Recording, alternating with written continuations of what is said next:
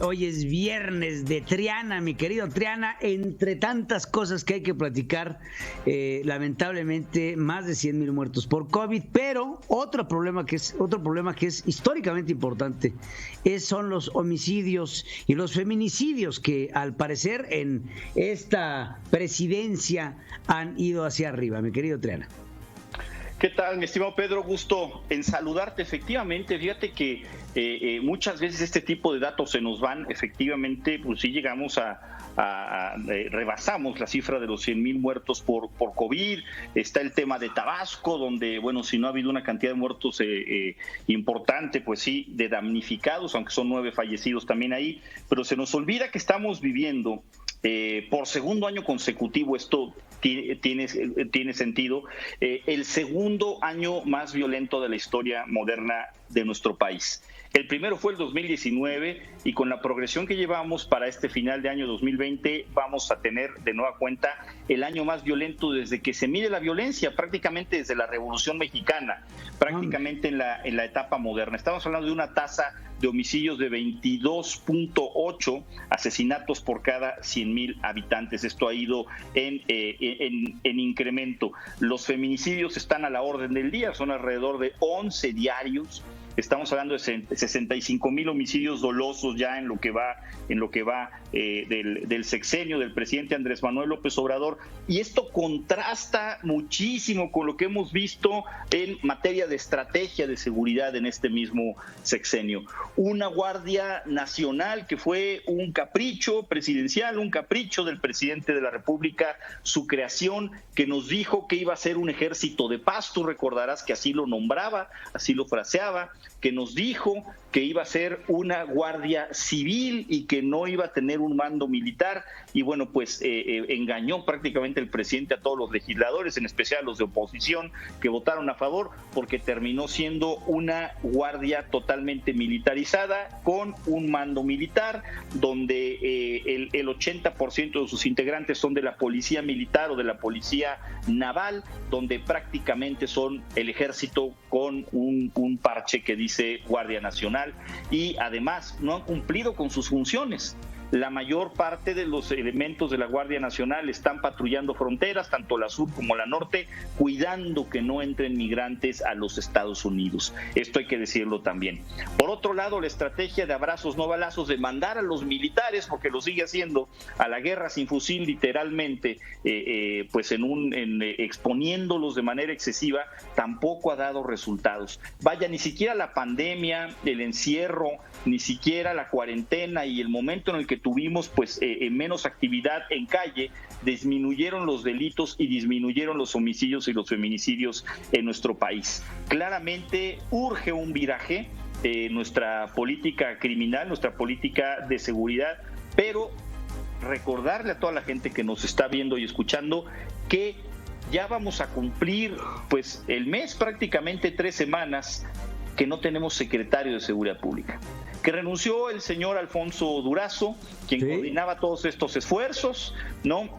Se fue de candidato de Morena, pretende ser candidato de Morena allí en el estado de Sonora a gobernador. No hay una cabeza en la seguridad, nunca la ha habido, pero ahora ya no la hay formalmente en materia de seguridad. Se nos había hablado de una mujer, de la exsecretaria de Seguridad de Gobierno de la Ciudad de México, Rosa Isela, y bueno, parece ser que ella no ha aceptado el cargo, por lo menos no se ha manifestado al respecto después de que se le ofreció. No hay secretario de Seguridad Pública, Pedro. Lo que sí hay son 65,000 homicidios dolosos y una oleada de violencia como nunca la habíamos visto en la historia de este país. Y que no se culpe a los gobiernos pasados, porque ya estamos en el presente, porque las personas que perdieron la vida a consecuencia del crimen organizado en el sexenio de Felipe Calderón son responsabilidad de Felipe Calderón.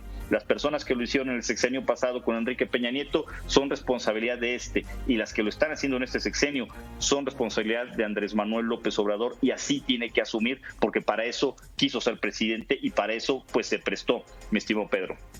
Oye, qué bueno que llamas la atención esto de Rosa Isela. Pues que no ya había aceptado, porque no se ha curado. O sea, no sé si sigue enferma de COVID, pero tienes toda la razón. Se fue el señor Durazo, por cierto, como Poncio Pilato. Bueno, como Hugo López-Gatell cantó las mañanitas y se lavó las manos. Exacto.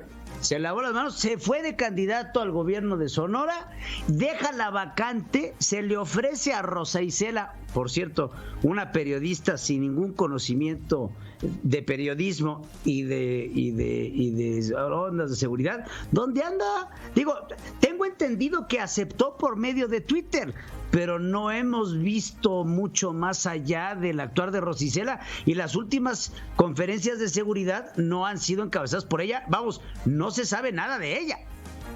No se sabe nada de ella. Yo lo que tengo entendido es que no ha aceptado formalmente, que lo estaba pensando, luego llegó el COVID, luego ya no supimos en qué quedó. Y ha corrido a cargo toda la estrategia de seguridad en las últimas semanas del subsecretario Ricardo Mejía, pues que es una persona que ha pasado por todos los partidos políticos, es un político, eso no es una persona que sepa de temas de seguridad pública, y el caso es que la silla está vacía, el puesto está acéfalo. No ha habido mucha diferencia entre que el puesto esté acéfalo y haya estado el señor Durazo, hay que decirlo. O sea, realmente como que lo extrañemos mucho, pues no se ve cómo venga la cosa, pero pues no hay nombramiento, tampoco estrategia. Pero qué fuerte, en la estrategia. Qué fuerte que no tengamos, que llevemos 3 semanas sin un secretario de seguridad, que como bien dices, de Alfonso Durazo a nada no se ha notado la diferencia. La verdad es que es exactamente igual, pero México necesita una estrategia de seguridad que está acéfala y no puede seguir así.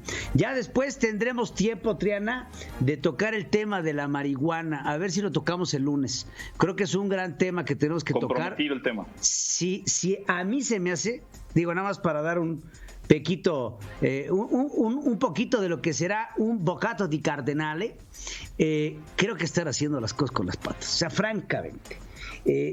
No es nada más, el tema de la marihuana y del cannabis no es nada más autorizar el uso lúdico recreativo, es autorizar todo un proceso de producción, comercialización, es legalizar lo ilegal, y con ello tenemos que hacer una serie de leyes, una serie de acuerdos, muchísimas cosas para poder hacer de lo ilegal legal.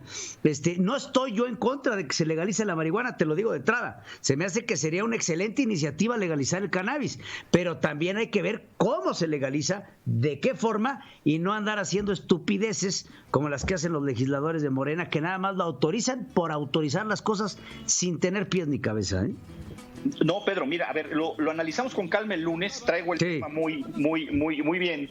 Soy un convencido y un promotor de la legalización de muchos años, pero déjame decirte esto, ellos lo están haciendo por cumplir un mandato de la Corte, ¿no? Y tiene mucho que ver con lo que estamos comentando sobre seguridad pública, y el objetivo es disminuir la violencia, pero con lo que están aprobando no va a disminuir la violencia. Eso no disminuye la violencia. Le están dando el avión a la Corte y no están entrando en un sistema donde podamos generar un mercado fuerte, donde se puedan captar impuestos, divisas, como lo que sucede, por ejemplo, en el estado de Colorado, en Estados Unidos. Bueno, vaya, en California. El tema da para mucho. En California, ¿no? Que tiene otro sistema diferente, pero ojalá y fuéramos hacia ese punto y no nos quedáramos nada más en cumplir lo que dice la Corte, que es lo mínimo, es un avance. Pueden hacer pero no videitos de TikTok nada. Como la diputada esta Salvatorio, ¿cómo se llama la poblana? Nay Salvatori, pero esa diputada no sabe, ella es diputada federal, esa diputada ya sale fumando con su pipa, con su porro, pero no sabe del proceso legislativo, todavía no es legal. Apenas lo aprueba el Senado, falta la Cámara de Diputados, falta que lo apruebe el Ejecutivo, que lo sancione, que lo publique, y ella ya está fumando porros en TikTok. Está re loca. Está re loca, man. Pobrecita vieja, me cae de mal que sí, me da mucha lástima, porque aparte ese es el nivel, ese es el nivel. Ahí están los otros chavos de Morena, qué bárbaro, mano. O sea, lloro por mi país cuando veo este tipo de legisladores. Te mando un abrazo, Triana. Tenemos comprometido Pedro. Ese tema para el lunes. Te mando un abrazo muy grande.